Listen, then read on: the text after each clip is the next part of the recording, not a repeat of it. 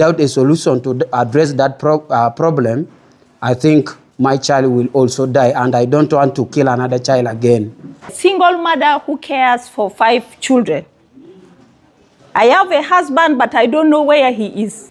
Remember, these tribes kill each other in my country. Don't joke with us.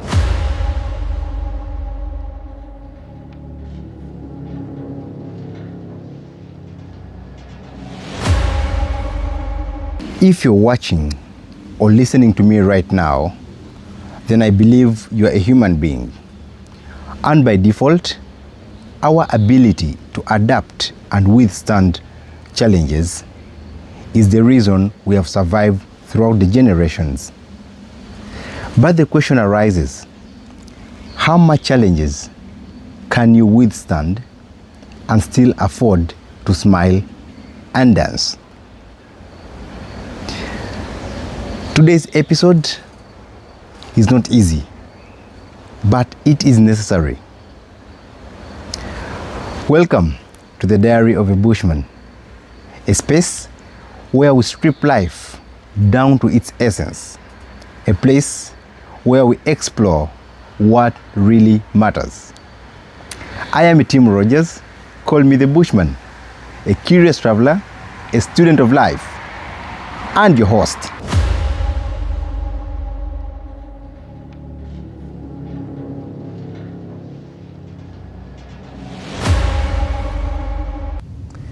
Today, we take you to the far northern parts of Uganda to a place called Bidi-Bidi, near the South Sudan border. It is home to nearly 300,000 refugees, making it Africa's largest and the world's second largest refugee settlement. But beneath the statistics lies something much deeper. It is a place where trauma lives, where silence carries echoes of gunfire, and neighbors often carry memories of once being enemies. Just to give you a little bit of context of how the place got to this point. In the year 2016, a civil war broke up in South Sudan, displacing over 3 million people. In the process, over 300,000 South Sudanese found themselves in Bidi-Bidi refugee settlement. And this was in the process of fleeing from the war. But with them, they carried their stories, their memories, and their cultures. But when people from tribes that once fought one another found themselves living side by side in the refugee settlement, tension filled the air.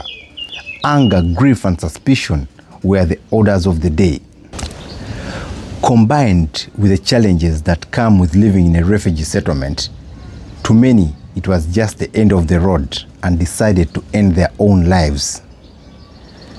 This was evidenced by the high levels of suicide attempts that were recorded because according to the UNHCR, the United Nations Agency for Refugees, over 97 suicide attempts were recorded in 2019, and this was an increase from the previous years. However, amidst all this chaos, others chose something else, something more ancient and something more powerful. We need peace, we need love, unity in our country, South Sudan. The dream has come into life. As I'm saying now, we have hosted number of events, refugees coming together and they do their cultural exchange. We have number of activities here where the students come, they learn piano, they learn guitar. Also, they learn also computer lessons. And then through also this, we also engage them to learn entrepreneurship skills where we want them to develop enterprises for their innovations. And we also engage the community to learn agrofarming practice. We have our nursery vets, they learn permaculture. The project is working, and we have created a big impact in the settlements. Right now we are in the Bidi-Bidi Music and Art Center, which was built by TO.org, and this center alone brings a lot of people, and it has helped improve our activities in terms of the infrastructure. We have a recording studio, there is a music classroom, we have a very large auditorium, and then we have a water collection point that stores water in 200,000 water tank that gives water within the center and also to the community. So it's all in one center, I would say. Refugee settlement is inhabited by refugees from South Sudan. Back in 2016, due to civil war, South Sudanese came and settled in Bidi-Bidi. And Bidi-Bidi alone is a very large settlement. It's one of the largest in Africa. A lot of people were committing suicide. And as a music program, we realized music has a lot to do with the therapeutic factor. Music heals a lot of trauma. Music heals a lot of depression. And music brings joy and love. Important aspect here in these activities is to bring peace through dance. And the dance, we are not doing the dance like the ordinary way. We use it as a cultural exchange dance program. Remember, these tribes kill each other in my country. But today, we bring them together to change their narrative. By dancing together, eating together, they live in happiness and peace. So SINA Loketa, a refugee-led movement, started with a simple yet powerful idea of what if we can bring people together, not through politics, but through social entrepreneurship, culture exchange programs, and music. These techniques, older than the conflict itself, became the bridges between the tribes that saw each other as enemies, and something incredible began to happen. Since then, in a settlement built on survival, something incredible was being born. Amidst the tension and challenges within Bidi-Bidi came a sign of hope. Soft and awkward in the beginning, and later got better and better. Just like a hand clap, and then a drum, and then later a song. But this wasn't just a usual project. It was actually a rebellion against despair. Young people from rival tribes that once fought each other were now standing together, side by side, not with weapons, but with a shared vision of changing their narrative through music and dance. So in a place where war memories live in every silence, joy and happiness are slowly returning through music and dance. So this episode isn't just about refugees, it's about resilience. It's about reminding us of who we are when everything else is taken away from us. It's also about the people of Bidi-Bidi who are reminding us that no matter the unbearable pain you go through, you can still manage to dance again. Through the SINA Loketa programs, music and dance became more than just traditions. It became a form of therapy, a form of healing that moved through the body when the heart was too filled to speak. Changes were witnessed in the suicide attempts. Smiles were slowly returning to the people in the refugee settlement. And children could grow up not only listening to the stories of violence, but also to connect to their ancestors through music and dance. In my personal opinion, the beauty of this moment is not that culture is being preserved, but it's also evolving. It's also acting as a bridge between the pain of yesterday and the peace of tomorrow. I also applaud SINA Loketa for showing these communities that they didn't have to inherit the war and the conflicts between the communities, but they could inherit the music and the dance. In Bidi-Bidi, joy is not loud because it's perfect there. Joy is loud because the people choose to sing and dance despite what the war and the conflict has taken them through. And this may be the best resistance of all time.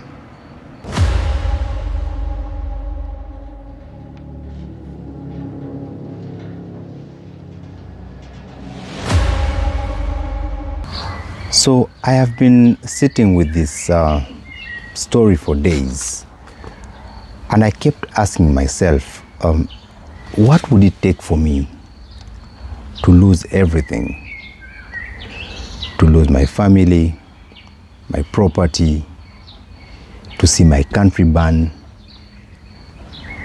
and later to be forced to live with the people that I once thought were my enemies.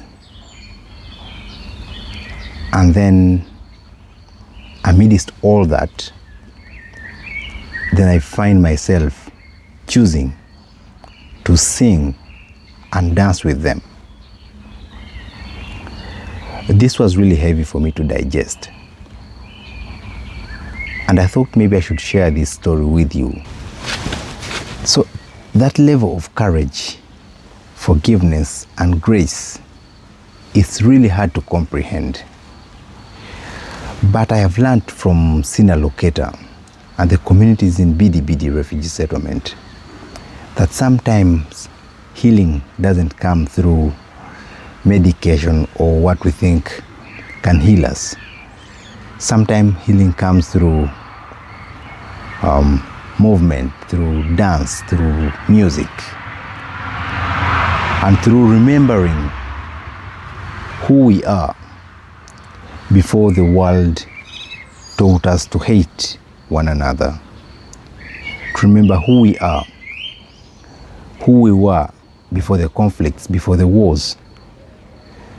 This is what I learned from the people of Bidi-Bidi. So these people in Bidi-Bidi are not just preserving culture, they are redefining it.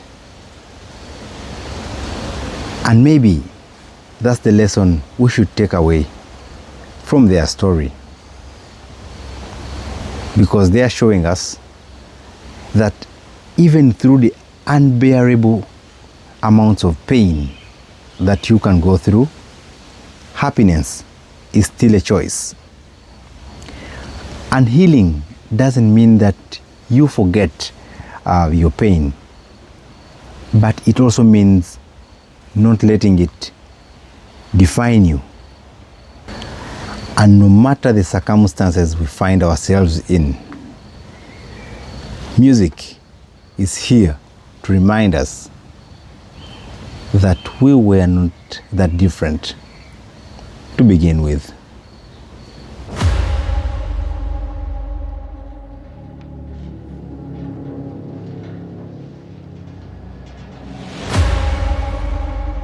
And so if today's story moved you, made you pause, or stir something inside you, I would request you not to stop right here.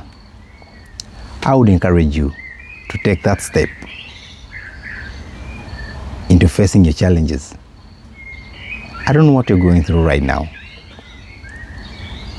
but I believe if the people in Bidi-Bidi who have gone through wars, from their motherland.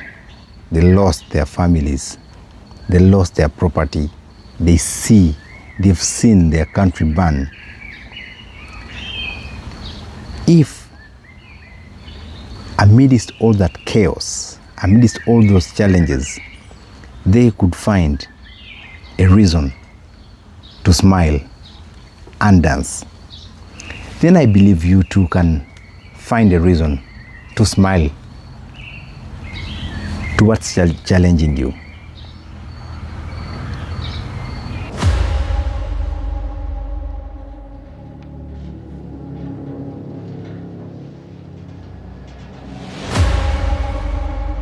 And additionally, I want to thank the people of Bidi-Bidi who are acting as an example to all of us, who are turning challenges into purpose and finding a reason to smile amidst the dark and challenging realities. If you want to support their work, or you want to check what they are working on, please check on their website. It's on the screen. And I want to leave you with a question. What would you do to keep your identity alive? What would you do to find a smile amidst the challenging world we are living in today? That was it from me, and thank you for watching and listening up to this far, and that means really a lot to the team behind the Diary of a Bushman, and please keep it up. And in our next episodes of the Diary of a Bushman, we shall explore deeper into purposeful living and exploring what really matters. Until then, stay grounded, stay positive, and above all, find a reason to smile.